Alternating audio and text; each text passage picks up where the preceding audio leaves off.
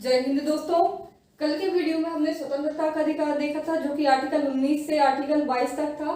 आज हम देखेंगे शोषण के विरुद्ध अधिकार। इसमें केवल दो आर्टिकल सम्मिलित हैं, आर्टिकल 23 और आर्टिकल 24। देखते हैं आर्टिकल 23 क्या होता है। आर्टिकल 23 कहता है शोषण के विरुद्ध अधिकार। तो ये शोषण क्या कहलाता है? शोषण मतलब होता है किसी भी चीज का अनुचित लाभ लेना।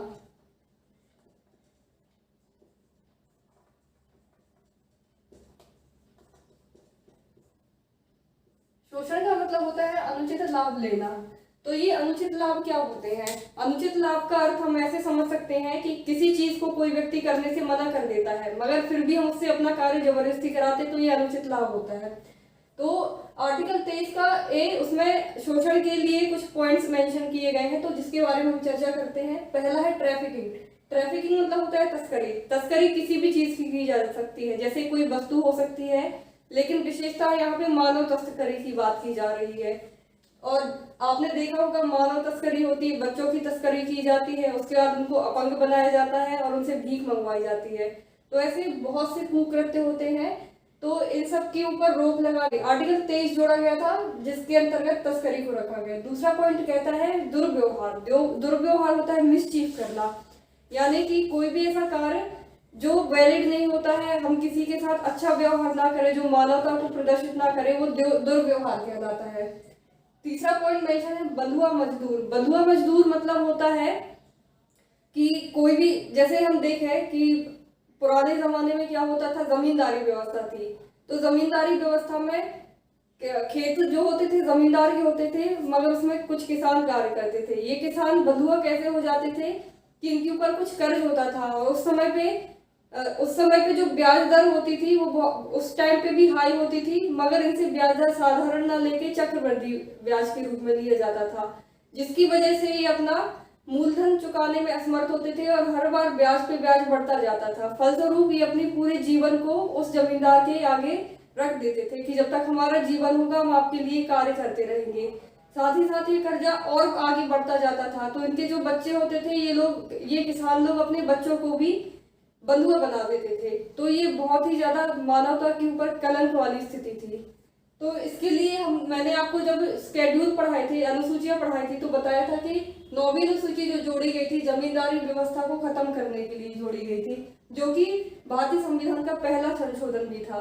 तो आप एक बार उसको चेकआउट कर सकते हैं। तो ये बंधुआ मजदूर भी आज के समय में खत्म किया जा चुका है। एक पॉइंट मेंशन है बेगारी। अब ये बेगारी क्या होता है? बेगारी का अर्थ होता है कि जितना हमने श्रम लिया है उसके बदले में उसे पैसा ना देना। जैसे फॉर एग्जांपल, अगर मैं किसी ऑटो रिक्शा वाले से ऑटो बुक कराती हूँ और उस अपनी मतलब जहां तक मुझे जाना था वहां तक तो मैं चली गई, मगर उसको पैसे ना दूं, या फिर अगर 50 रुपए होता है उसके बदले में सिर्फ 10 रुपए दूं, तो उसने मेहनत तो 50 वाली की थी, मगर मैंने उसे सिर्फ 10 रुपए दिया, तो ये बेगारी कहलाता है। एक पॉइंट मेंशन है बलात् श्रम। बलात् श्रम मतलब होता है फोर्सफुली लेबर कराना। तो ऐसे जैसे मान के चलिए कि कोई कार्य मुझे अलॉट नहीं किया गया है, मगर जबरदस्ती मेरे से कराया जाए, तो ये बलात् श्रम कहलाएगा, यानी फोर्सफुली वर्क कहलाएगा। और साथ ही साथ ऐसा भी होता है कई बार कि जो हमारा वर्क है, मगर मेरी तबीयत ठीक नहीं है और मैं करने में असमर्थ हूँ, तब भी मेरे को बोला जाएगा कि मैं करूँ उस काम को, तो ये भी बलात् श्रम के अंतर्गत आता है। तो उस पर भी रोक लगाई गई है। वैसे सरकारी संस्थाओं में तो इन सब के लिए छूट दी जाती है, मगर जो प्राइवेट संस्थाएं हैं वहां पे ये बहुत प्रचलन में देखने को आता है। इसलिए आप देखे होंगे कि भारत में जितनी भी प्राइवेट कंपनियां हैं, तो उन कंपनियों को ज्यादा वैल्यू नहीं दी जाती है। प्राइवेट कंपनियां सिर्फ उन्हीं जगह पे सक्सेस है जहाँ पे ऐसा कल्चर, कॉर्पोरेट कल्चर है, जो कि मोस्टली बड़ी सिटीज हैं, जैसे बेंगलोर हो गया या फिर दिल्ली हो गया, मुंबई हो गया, यहीं पे सक्सेस है।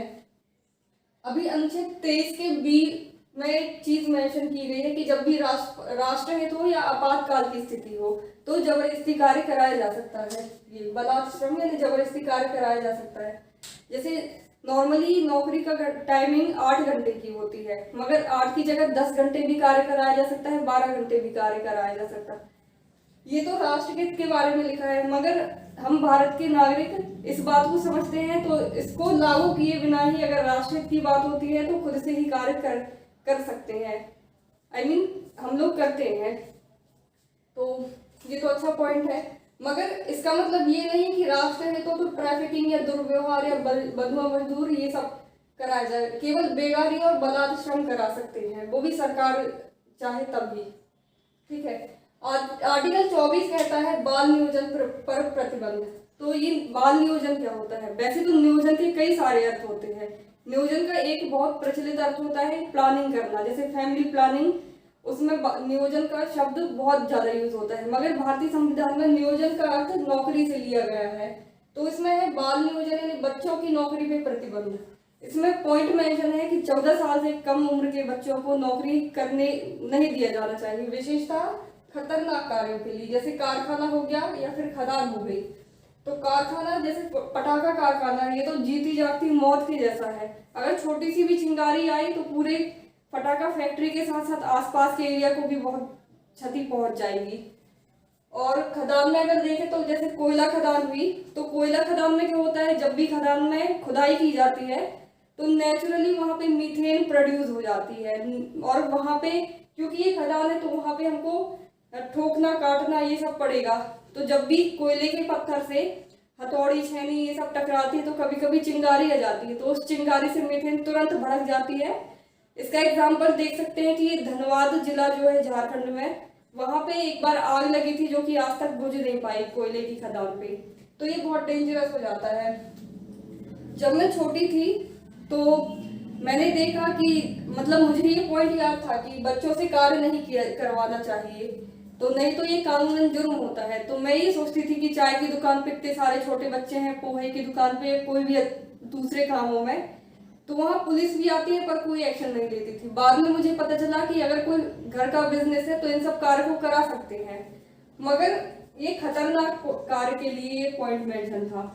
और इसमें एक और चीज अपन देखें तो ये लिखा है 14 वर्ष। तो 14 वर्ष क्या होता है कि लगभग हम उस समय क्लास 10th में पहुंचते हैं, तो कम से कम आप 10वीं स्तर पर पढ़ाई कर पाए, इसलिए यहाँ पे बोला गया है कि 14 वर्ष से कम के बच्चों से कार्य ना कराए जिसमें बच्चे लोग पढ़ सकें। तो ये नियम इसलिए बनाया गया था। तो आई होप आप 23 और 24 को समझ गए होंगे। इसी को शोषण के विरुद्ध अधिकार बोलते हैं। हम जो 6 प्रकार की हमको मौलिक अधिकार मिले हैं, जिसमें से समानता, स्वतंत्रता और शोषण के विरुद्ध अधिकार को हमने पढ़ लिया है। तो आई होप आपको ये समझ में आया होगा, ये पॉइंट समझ में आए होंगे। तो मिलते हैं नेक्स्ट वीडियो में, तब तक के लिए जय हिंद।